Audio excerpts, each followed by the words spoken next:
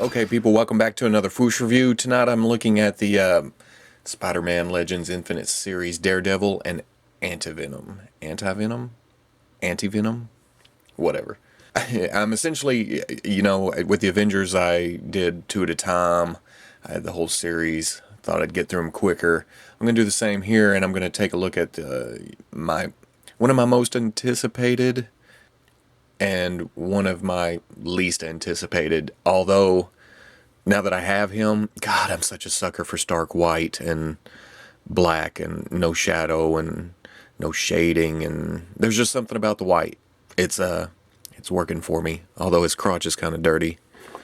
I can already tell in the package. I wonder if that'll wipe off. Another odd thing is Daredevil's pose inside the package. He's just kind of buffing it up. He's trying to intimidate, and that's not going to work. I'm going to open him. His belt's kind of riding a little low. Yeah, it doesn't matter. He's coming out of the package. Back of the package, your standard infinite packaging. And like I've said before, I love these shots right here. It's almost like the upper corner of the old comic books, So let's get these open and see what's going on. And here they are out of the package. Daredevil, I already can tell, he's kind of awesome. Anti-Venom, not so much. He's cool. He's passable. He works. I'm not as familiar with Brock in this costume as I was, with, just straight up Venom. Like I said, the white is what does it for me. Just stark white and the black. The trash on the crotch doesn't want to come off, though. So I don't know what is up with that. Just dirty. I was halfway thinking of making this into regular Venom anyway, so it's a base body. And even if Hasbro wanted to give us a Venom with this body, I think I'd be okay with these hands. Just a new head, more McFarlane-esque, classic Venom, just a big clean body. And if they wanted to do hands, hey, that's good too. Let's look at Anti-Venom first.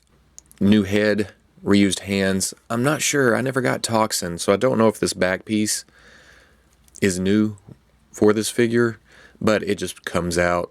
It goes in the plug hole for, the capes for Hyperion and Sentry. Now, so far with this body on, the various uses we've seen it already on, the feet usually have soles on the bottom.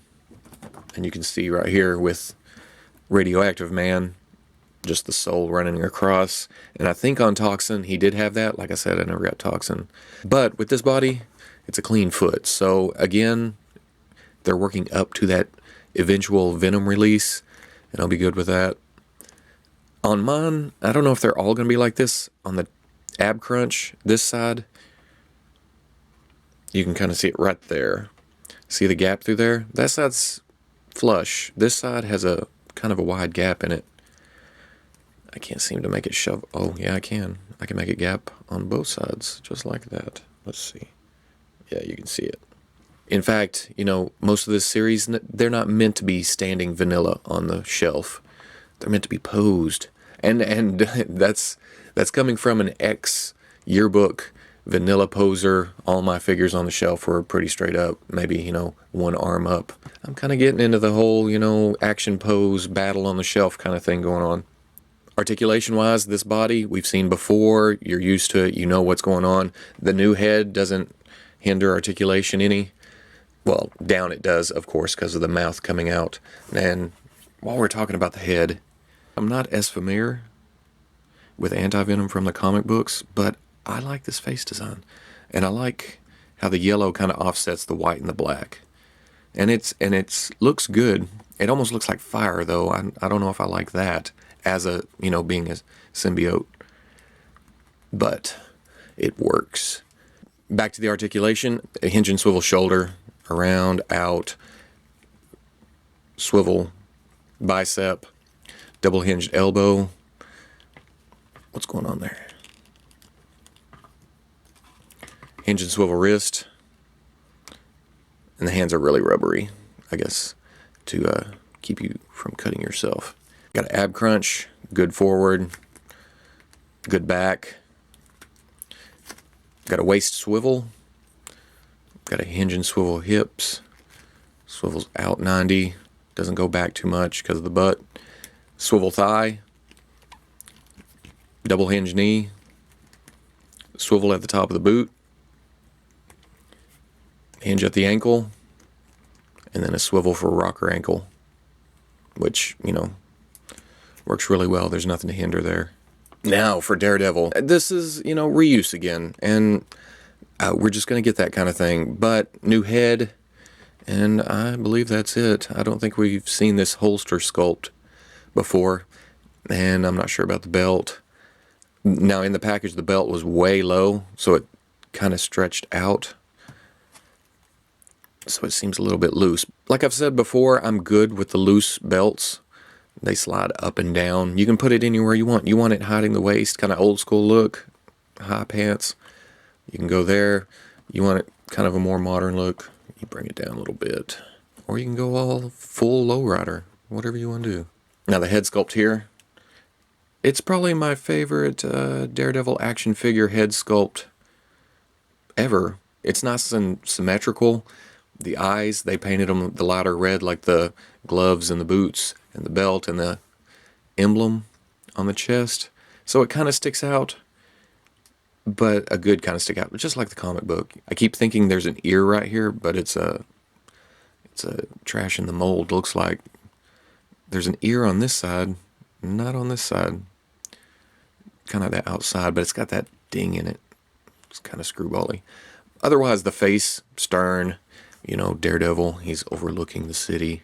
I don't think I've liked any of the past head sculpts. I tell the truth, I haven't liked any of the past Daredevils. I don't even have any. In fact, what I've had on the shelf for years and years is a custom Daredevil I made way back when Toy Biz Bullseye came out. You can see it's kind of worse for wear. I've moved a couple times since making this. But I like the new Daredevil. Anyway, the review's not about my custom, it's about this. We know this body, you know this body. If you have Black Panther, Bucky Cap, Hawkeye, U.S. Agent, which is totally wrong. They should remake him whenever Grim Reaper comes out. The head, new head, doesn't hinder anything. You have up, you have down, you have hinge and swivel shoulders. In fact, you go up higher than 90 all the way around. You have the swivel bicep. You have the double elbows. You have the hinge and swivel wrists. Swivel. You have the ab crunch forward, pretty good. Back, not so much, but it's still good. He can puff up on you. Have the swivel waist. There seems to be a locking point in there. I don't know what that's about. Hinge and swivel hips. Out. Back. Have the swivel at the thigh. Now on this side, I can't seem to get the holster any higher. This is really tight right here. So to keep from slipping down, because when I first got them out of the package, it was around the kneecap. And on the back of the kneecap, I pulled this up until it kind of snagged on the curve of the muscle right there. So hopefully it'll stay in place, but it's pretty tight. Double knees. And hinge at the ankle. And then, of course, the swivel for a rocker ankle. Oh, there's a swivel at the top of the boot. For some reason, I thought there wasn't. Now, Daredevil comes with 2 billy clubs. They're both white. And they're quite rubbery. I don't know about that. They attach together to make a longer staff. He can hold them pretty easy on top of his hands being opened and a little flexible. You can just simply squeeze the billy club down and stick it in. As far as going in the holster, the one without the peg, it has the hole, the peg goes in. We know how that works. Goes down pretty far, looks good. The other one has a peg sticking out the bottom. so it doesn't want to go all the way down. You could put it in upside down, I guess. But again, that peg's going to be sticking out. And if you didn't want to make the staff, I guess you could clip that off. Man, those are flimsy. Woo! I may have to get some styrene or something. Anti-Venom comes with, I think it's the left leg for Hobgoblin. Maybe it's the right. Either or, it'll go on. Actually, it's looking kind of nice. I don't mind getting the new Goblin, so it's not a real big deal to me.